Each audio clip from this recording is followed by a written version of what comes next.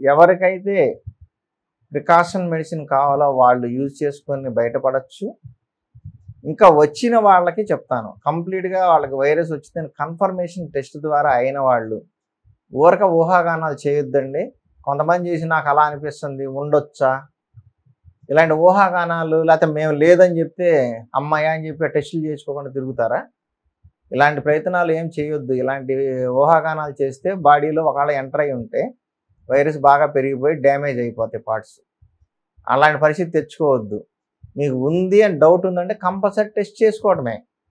Test ద్వారా బయటపడిన తర్వాత అప్పుడు మెడిసిన్ కోర్స్ కంప్లీట్ చేయండి.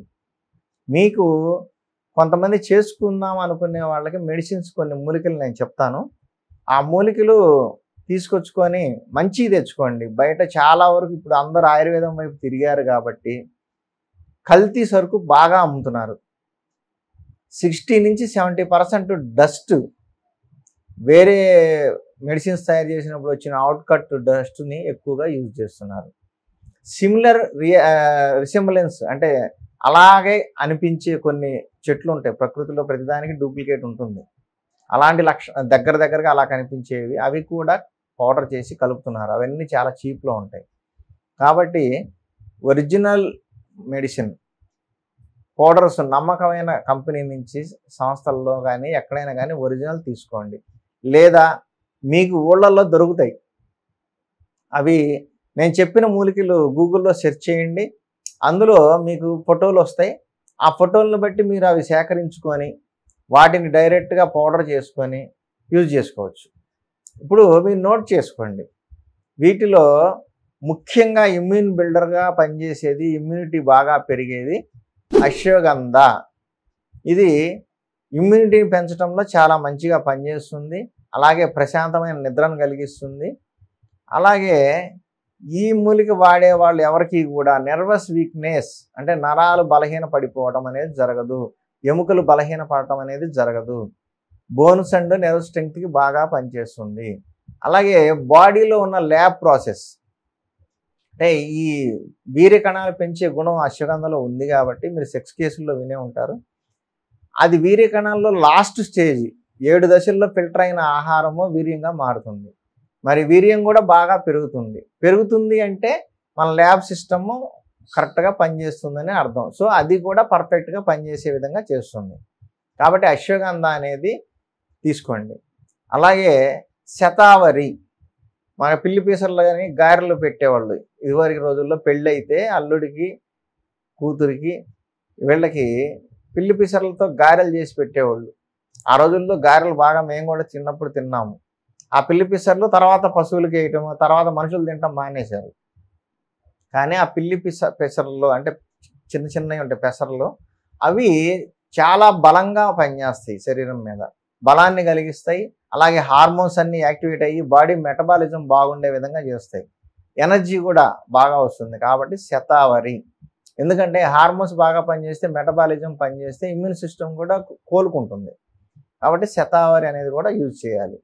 అలాగే అతి మధురం, ఇది ముల్లేటి అంటారు హిందీలో. అతి మధురం అనేది ఇప్పుడు చాలా వాటిలో వాడుతున్నారు.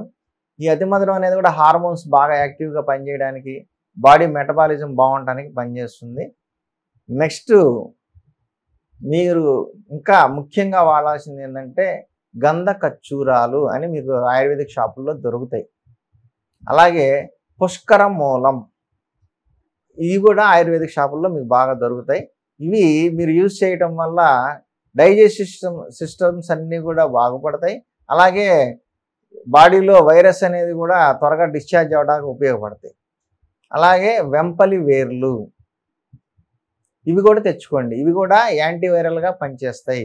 రీసెర్చ్లు కూడా చెప్తున్నాయి ఏంటంటే హెచ్ఐవి వైరస్ మీద వెంపలి వేర్లు కూడా పనిచేస్తున్నాయి అని చెప్తున్నారు. కాబట్టి వెంపలి వేర్లు తీసుకొచ్చుకోండి.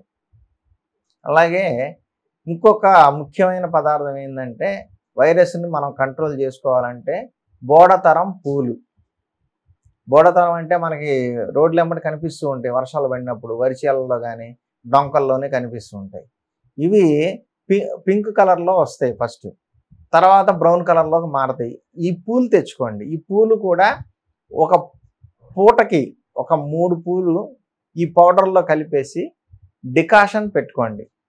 ఈ డికాషన్ని ఉదయము సాయంత్రం 2 సార్లు పెట్టుకోండి. ఎప్పటికప్పుడు తిన్న తర్వాత ఫిల్టర్ చేసుకొని ఒక చెంచా పౌడరు 3 పూలు వేసుకొని కాగబెట్టుకున్నది ఉదయము సాయంత్రము 2 సార్లు తీసుకోండి.